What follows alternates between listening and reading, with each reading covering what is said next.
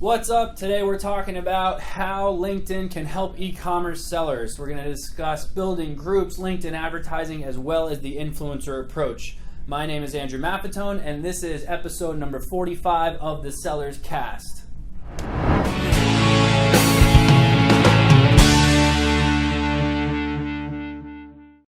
So, kicking it off, building groups. So I know we're all thinking LinkedIn for e-commerce sellers. Okay, I'm not B2B, it's not going to work. Yes, obviously a B2B side is more catered towards LinkedIn. However, it's not just for B2B. There is a great opportunity for B2C people out there. So let's talk about building out a group. So think of your clientele, obviously if you're B2B, but think of your customer base if you are in fact B2C. Even if you're selling something that has to do with outdoors, you can still build some kind of group in LinkedIn to actually bring those people together. You can also start to reach out to other types of partners. So these are other companies, other e-commerce sellers who are selling products similar to you. If you bring them all together in a group and you can get them talking, you can actually learn a lot from them. But of course, you can also have the opportunity to support each other and try to bring other customers in there. I don't really have an example ready for this, but if you actually have an idea for I'm a B2C seller and I'm not good on LinkedIn, I'm going to call BS. So feel free to comment in this YouTube video or wherever you're watching this, and I will let you know exactly how you can start a LinkedIn group to benefit your e-commerce business. Now, of course, LinkedIn advertising. Here's my big red flag with LinkedIn. It's not cheap. The cost per click is ridiculous because they know that they have a very niche audience. They have a very specific way of advertising. However, if you do it correctly and you can actually advertise to the correct people, whether that's through a job title or in some cases in an interest or it's a location, any kind of data that you can pull from LinkedIn, you can actually run ads to them pretty easily. Of course, they do have their own pixels, so you can always run a retargeting ad. You can find ways to do different types of gated content or anything along those lines, but there's definitely ways that you can go into LinkedIn and actually start to run ads so that you can really target those other consumers that haven't actually been engaging with you in other places. Yes, you're running ads on Facebook and Instagram at this point, but you should be doing those perfectly and then decide, okay, let me give LinkedIn a try. The caveat I'll give you, make sure that you have a good enough budget to test with because it is not a cheap platform. You're going to want to make sure that you at least have enough budget to test it and then test it as low as you can, but still give it a good test and see what you can do to actually kind of get some traction through there, or at minimum, grow your list. So whether you're doing any kind of gated content, whether it's a ebook or a coupon or a white paper, however you want to approach that. Again, happy to give some people some ideas here if you guys just want to comment. Last but not least is my favorite one. It's the influencer approach. So later on, I know we're probably going to end up discussing how you can kind of build your e-commerce business into a media company. I know we've had a few people wanting to talk about that, so this kind of ties into this. So this is actually more for the owner or the CEO of the business.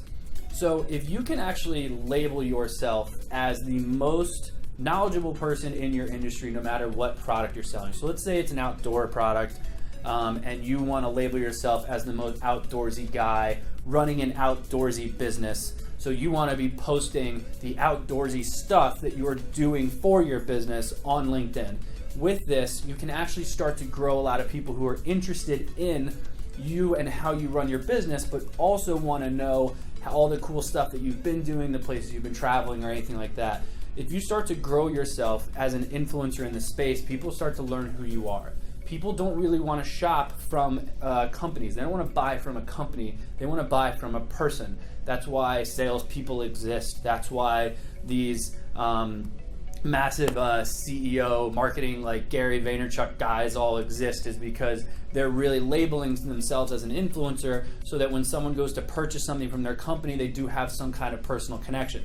So it basically allows you to kind of place yourself as an influencer. LinkedIn's a great place to do this. If you're doing that approach, you obviously want to make sure you're in other places as well.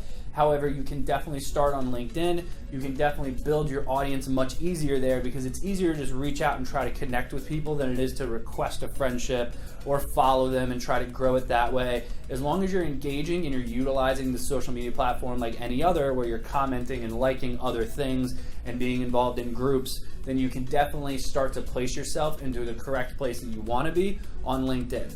Now here's the thing, the caveat to all this, it works for a lot of businesses and no one ever thinks to do this. So it is still, even though LinkedIn's been around for a good pretty long time, it's still being a great utilization for a first mover to go in there as an e-commerce seller, even B2C, and make their mark in LinkedIn. However, it doesn't work for everyone.